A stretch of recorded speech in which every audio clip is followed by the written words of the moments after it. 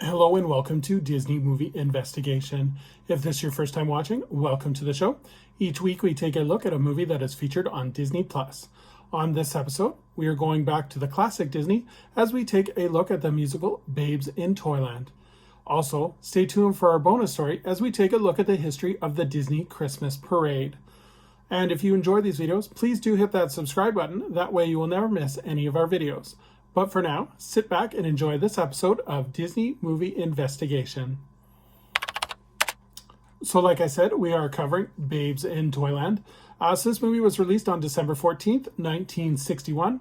It was directed by Jack Donahue, and it is based on Babes in Toyland by Victor Hubert and Glenn McDonough. The production company for this was Walt Disney Productions, distributed by Buena Vista Entertainment. The budget for this movie was $3 million. Unfortunately, I was not able to find a box office return. But let's take a look at the development of the movie. So in May of 1955, Walt Disney announced that Babes in Toyland would be his next animated feature. In October of 1956, Disney had assigned Bill Walsh to produce the project and Sidney Miller to direct.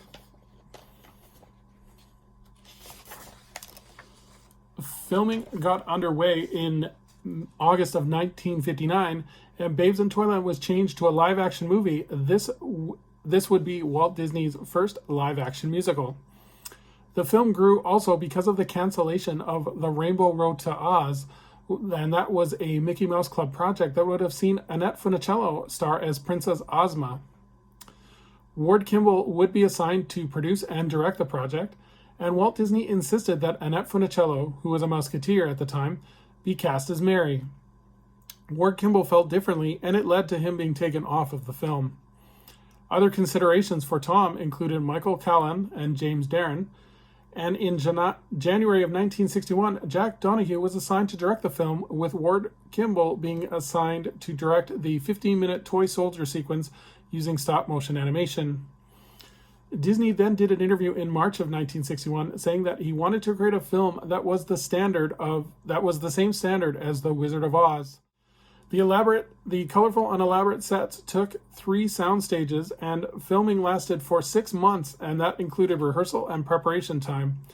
The toy soldier sequence at the end took 6 weeks to animate and produce.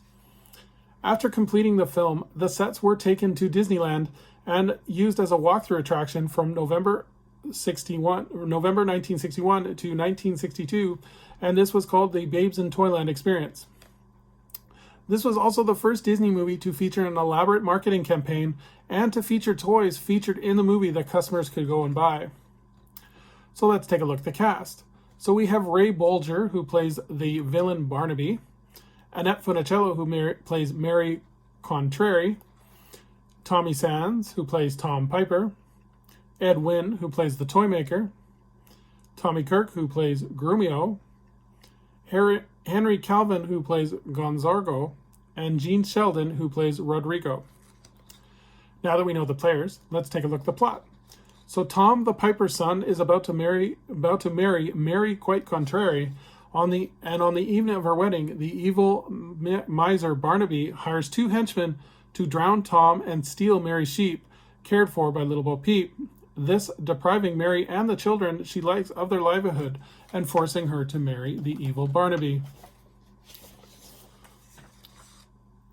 But as the sheep are stolen, the henchmen Gonzargo and Rodrigo, Barnaby's henchmen, double-cross him by selling Tom to a band of gypsies instead, leaving Tom with the opportunity to escape and make his way with Mary, Bo Peep, and the other Mother Goose children to venture on to Toyland.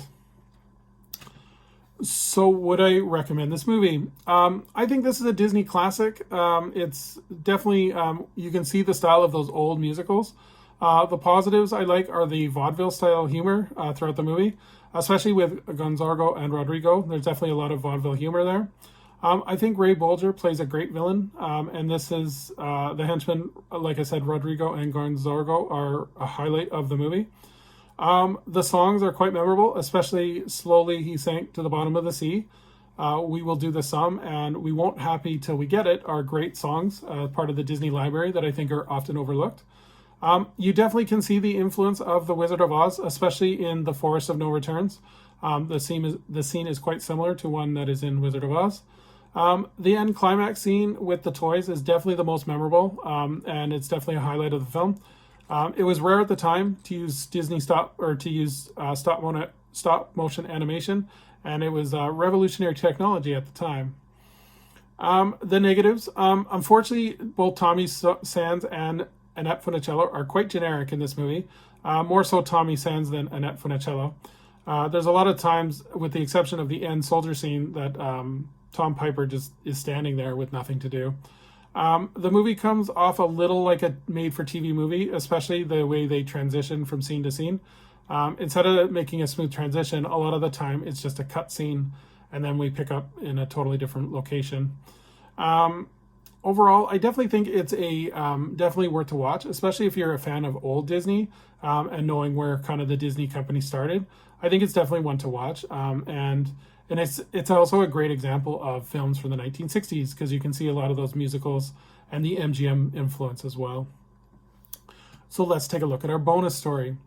So we're going to take a look at the history of the Walt Disney Christmas Parade.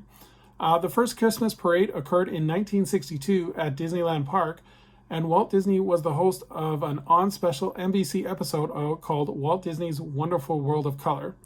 The episode was titled, appropriately, Holiday Time at Disneyland, and the parade saw the debut of the real-life toy soldiers from Babes in Toyland. The presentation was changed in 1983 to air on ABC, with the title being Walt Disney World Very Merry Christmas Parade, and the show was hosted by Joan London, who also hosts the record for hosting the most parades at 13, her co-host for most of them being Mike Douglas. The program consisted of a pre-tape parade, which was taped a month prior, and each year features current musical acts. For those of you wanting to attend the Christmas parade prior to COVID, what it was is you would get up at like 6 o'clock in the morning and go to the Magic Kingdom before the park opens for guests, and they would tape the parade a month before. The parade has aired every year since 1983, except for the years 2000 and 2020. Obviously, 2020, I couldn't find the reason why in 2000 why it didn't air. Not sure. The hosts have changed numerous times, and they have included Regis Philbin, Kelly Ripa, Melissa Joan Hart, Wayne Brady, and Ryan Seacrest. Currently, the parade includes entertainment that is featured in both U.S. Disney parks and a all-inclusive holiday program, with each park having its own host. The last one I watched, I remember they had Ryan Seacrest at one, and then they had Mario Lopez on others. So they would feature back and forth from... it wasn't Ryan Seacrest, it was Nick Cannon, and they would go back and forth between Disneyland and Disney World. So it's quite the holiday tradition, especially if you're you get to see musical acts as well as the Christmas parade. So definitely one, if you're in either Disneyland or Disney World, definitely recommend you check it out. So that pretty much does it for this week on Disney Movie Investigation. Please leave a comment below of what your favorite Disney Christmas memory is. It would be interesting to see what you guys think. So as we continue on our journey for our next video, we are going to take a look at the epic battle of Alien versus Predator. So until next time, I hope you have a magical day, and we will see you real soon.